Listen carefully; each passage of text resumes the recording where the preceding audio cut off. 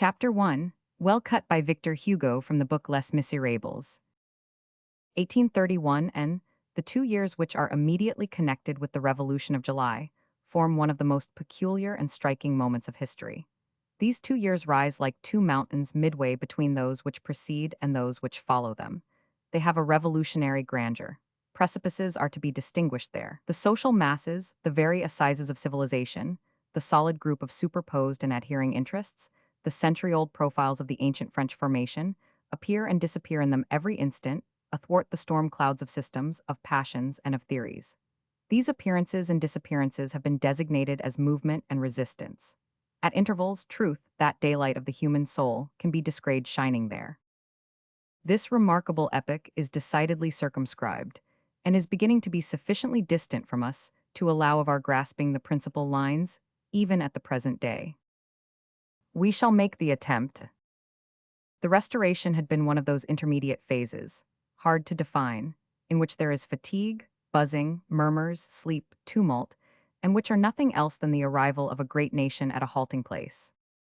These epochs are peculiar and mislead the politicians who desire to convert them to profit. In the beginning, the nation asks nothing but repose. It thirsts for but one thing, peace. It has but one ambition, to be small, which is the translation of remaining tranquil. Of great events, great hazards, great adventures, great men, thank God, we have seen enough, we have them heaped higher than our heads. We would exchange Caesar for Prusias and Napoleon for the king of Ivitat. What a good little king was he! We have marched since daybreak, we have reached the evening of a long and toilsome day. We have made our first change with Murraybow, the second with Robespierre, the third with Bonaparte. We are worn out. Each one demands a bed. Devotion which is weary, heroism which has grown old, ambitions which are sated, fortunes which are made, seek, demand, implore, solicit, what? A shelter, they have it. They take possession of peace, of tranquility, of leisure. Behold, they are content. But at the same time certain facts arise, compel recognition, and knock at the door in their turn. These facts are the products of revolutions and wars. They exist, they have the right to install themselves in society, and they do install themselves therein.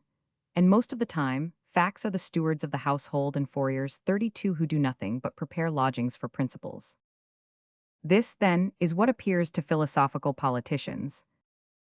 At the same time that weary men demand repose, accomplished facts demand guarantees. Guarantees are the same to facts that repose is to men. This is what England demanded of the Stuarts after the Protector. This is what France demanded of the Bourbons after the Empire. These guarantees are a necessity of the times. They must be accorded. Princes grant them, but in reality it is the force of things which gives them. A profound truth, and one useful to know, which the Stuarts did not suspect in 1662, and which the Bourbons did not even obtain a glimpse of in 1814. The predestined family, which returned to France when Napoleon fell, had the fatal simplicity to believe that it was itself which bestowed, and that what it had bestowed it could take back again. That the House of Bourbon possessed the right divine, that France possessed nothing, and that the political right conceded, in the charter of Louis XVIII, was merely a branch of the right divine, was detached by the House of Bourbon and graciously given to the people until such day as it should please the king to reassume it. Still, the House of Bourbon should have felt, from the displeasure created by the gift, that it did not come from it. This house was churlish to the 19th century. It put on an ill-tempered look at every development of the nation. To make use of a trivial word, that is to say, of a popular and a true word, it looked glum. The people saw this. It thought it possessed strength because the empire had been carried away before it like a theatrical stage setting. It did not perceive that it had itself been brought in the same fashion. It did not perceive that it also lay in that hand which had removed Napoleon. It thought that it had roots because it was the past. It was mistaken, it formed a part of the past, but the whole past was France. The roots of French society were not fixed in the Bourbons, but in the nations. These obscure and lively roots constituted, not the right of a family, but the history of a people. They were everywhere except under the throne. The House of Bourbon was to France the illustrious and bleeding knot in her history, but was no longer the principal element of her destiny and the necessary base of her politics. She could get along without the Bourbons. She had done without them for 22 years. There had been a break of continuity. They did not suspect the fact. And how should they have suspected it, they who fancied that Louis XVII reigned on the 9th of Thermidor, and that Louis XVIII was reigning at the Battle of Marengo? Never, since the origin of history, had princes been so blind in the presence of facts and the portion of divine authority which facts contain and promulgate. Never had that pretension here below which is called the right of kings denied to such a point the right from on high. A capital error which led this family to lay its hand once more on the guarantees, granted in 1814, on the concessions as it termed them. Sad. A sad thing, what it termed its concessions were our conquests, what it termed our encroachments were our rights.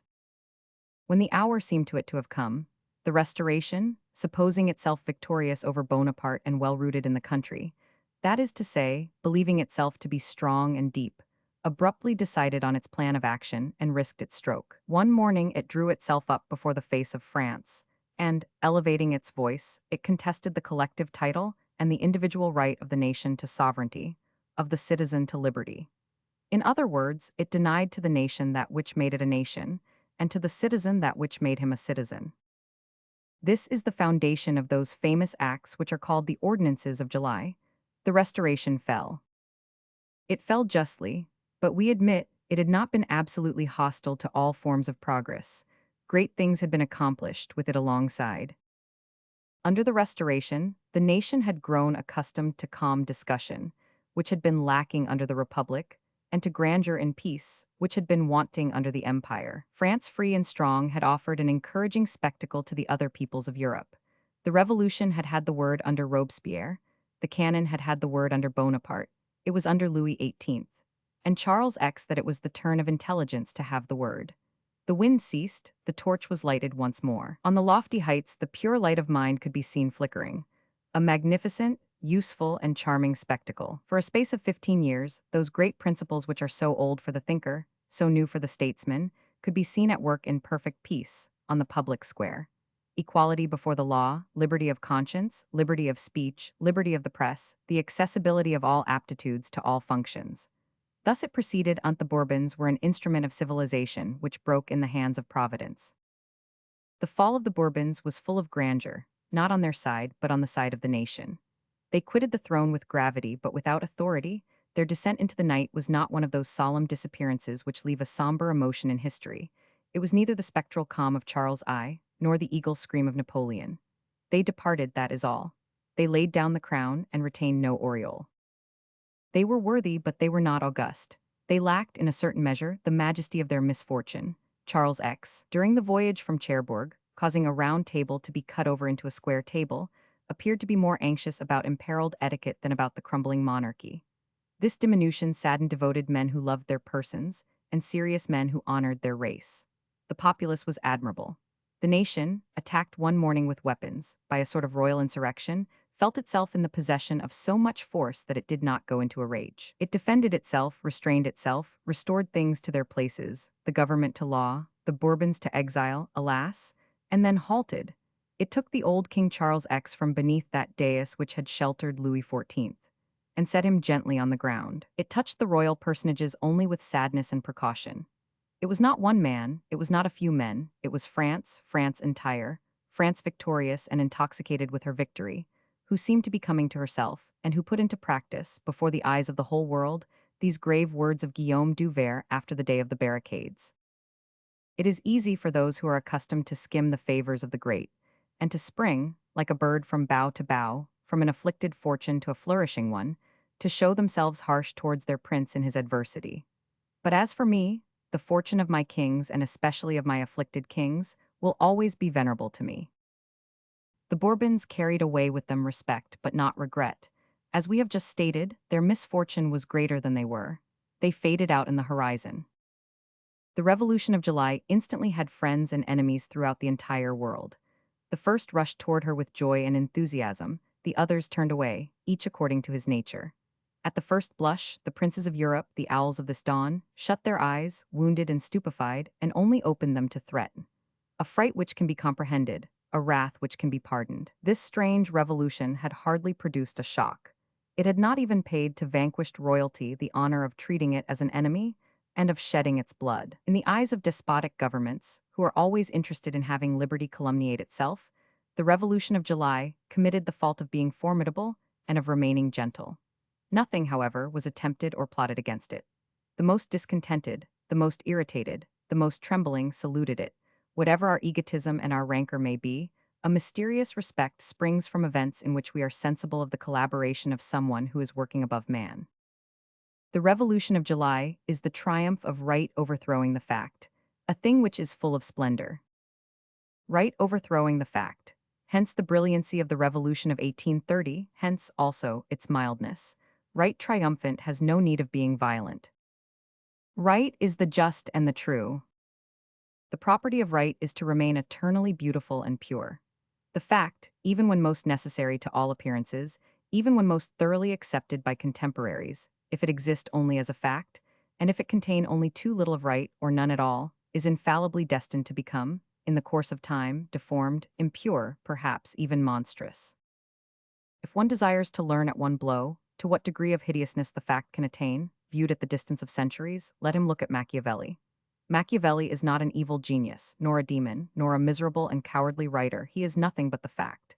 And he is not only the Italian fact, he is the European fact, the fact of the 16th century. He seems hideous, and so he is, in the presence of the moral idea of the 19th. This conflict of right and fact has been going on ever since the origin of society.